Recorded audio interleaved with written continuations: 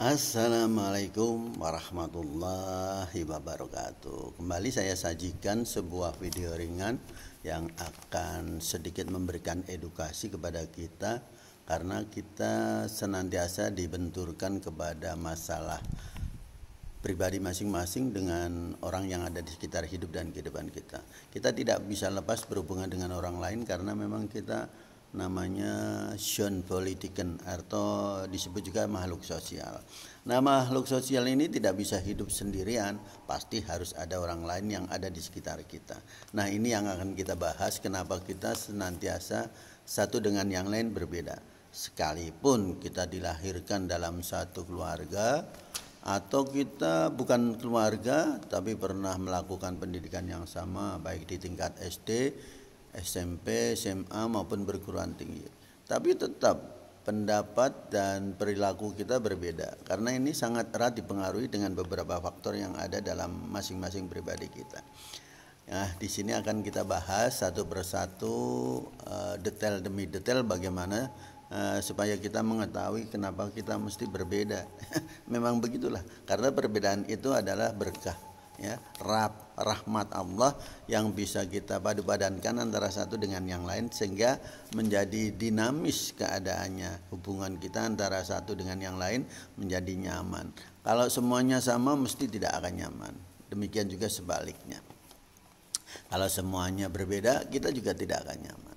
Nah, untuk mengetahui lebih lanjut, saya akan kupas satu demi satu bahwa salah satu dari asal perbedaan antara yang satu dengan yang lain adalah menurut hasil riset kecil-kecilan dari berbagai literatur yang saya baca, hal ini sangat dipengaruhi oleh satu, namanya sikap dasar.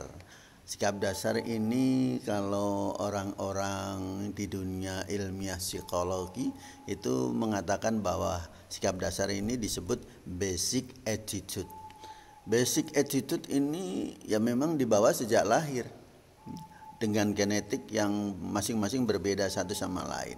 Bahkan dengan orang yang sekandung pun bisa berbeda, karena memang genetika itu terlahir dengan waktu, ketepatan, dan keadaan yang berbeda antara bapak dan ibu atau kedua orang tua kita, sehingga akan membuahkan satu hasil yang berbeda, sekalipun itu anak kembar tentu saja. Coba kita amati satu persatu, sekalipun kembar secara identik tapi secara basic attitude pasti berbeda. Nah, ini sangat mempengaruhi seseorang itu. Sampai saat ini yang kita ketahui bahwa basic attitude itu memang asalnya dari seperti itu, sehingga nanti berkembang sesuai dengan keadaannya sampai dengan dia memiliki sesuatu yang tambahan tersendiri di luar basic attitude di lingkungan keluarganya. Nah, bekal itulah yang akan kita rasakan berikutnya, bahwa seseorang juga dibentuk dari selain yang tadi, kita dibentuk dari lingkungan. Nah, lingkungan ini sangat menentukan tumbuh kembang jiwa, mental seseorang, serta ya pandangan hidup seseorang. Bagaimana dia bisa bersikap demikian, itu paling tidak lingkungan memberikan sokongan atau kontribusi yang tidak sedikit terhadap mental dan jiwa seseorang. Kalau dalam bahasa yang akrab kita sebut lingkungan itu environment, ya. Jadi orang-orang menyebutnya seperti itu. Nah, ini sangat pengaruhnya sangat besar, karena beberapa istilah yang kita sering dengar adalah kalau kita dekat dengan tukang pelitur, mesti kita akan kecipratan plisturnya. Kalau kita dekat dengan tukang cat, ya paling tidak kita akan kecipratan catnya. Demikian juga kalau kita dekat dengan penjual minyak wangi, parfum, pasti kita akan kecipratan wanginya, ya. Nah, seperti juga dalam kehidupan sehari-hari di mana kita tinggal, kita akan dapat pengaruhnya sekalipun persentasenya sedikit, tapi hal itu tidak bisa lepas dari keadaan lingkungan itu sendiri.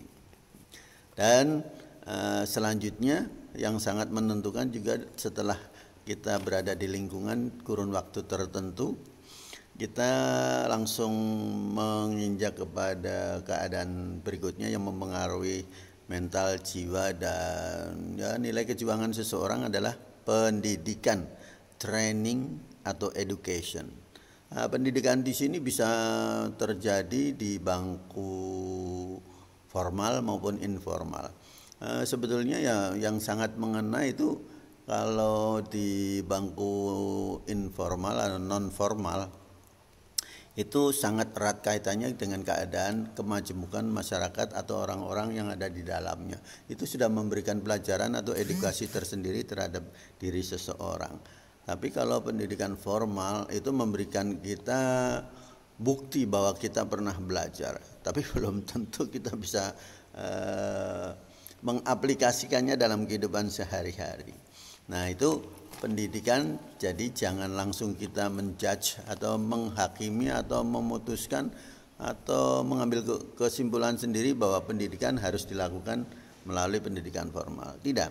Yang non formal pun bisa memberikan masukan dan membawa mental nilai kejuangan seseorang bisa lebih baik lagi. Kemudian yang terakhir yang biasanya kita kelihatan atau terlihat atau mempengaruhi tampak dari wujud seseorang untuk bisa menandai bahwa kebesaran hati, keluasan daya pikiran, dan kematangan nilai kejuangannya adalah pengalaman hidup.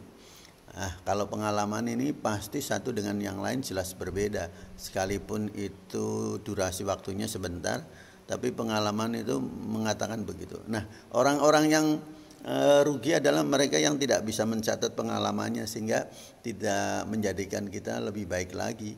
Karena pengalaman ini merupakan ya bekal, katakanlah bekal pamungkas seseorang untuk bisa merubah diri atau paling tidak melakukan sesuatu yang orang lain tidak punya kemampuan seperti itu.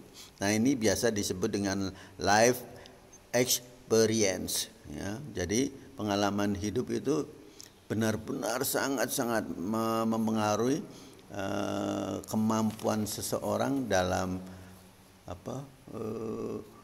ya kinerja, perjuangan hidup, dan mental seseorang.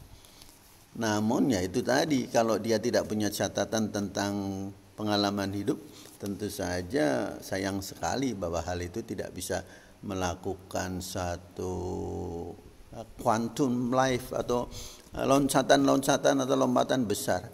Karena hidup adalah hidup, artinya kehidupan sendiri berjalan sesuai dengan keadaan. Nah, di keadaan seperti inilah yang membedakan antara satu orang dengan orang lain yang bisa menyesuaikan. Sebab kalau dia tidak bisa menyesuaikan dengan keadaannya masing-masing, celakalah dia, karena hasil biasanya tidak mengkhianati usaha, atau sebaliknya, usaha atau ikhtiar itu tidak akan mengkhianati hasil. Sama saja, itu hanya perbedaan bahasa.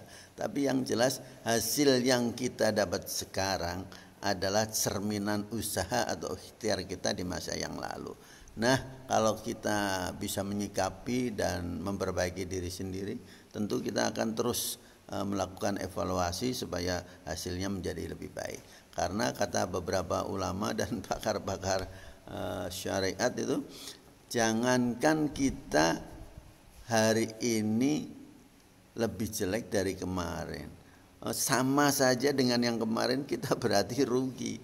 Jadi mau tidak mau setiap saat kita harus menyadari kemampuan diri sendiri untuk selalu mengevaluasi agar hari ini lebih baik dari yang kemarin. Bagaimana? Setuju? Kalau setuju, oke. Ayo masing-masing kita fastabiqul khairat, berlomba-lomba dalam kebaikan sehingga kita ada peningkatan kualitas baik jasmani maupun rohani kita sebagai pertanggungjawaban kita. Hablum minallah dan hablum minanas. Yuk, jangan berhenti di sini sekalipun kita sudah berusia lanjut, tapi tetap berjuang tidak ada batasnya ya, hingga hayat dikandung badan.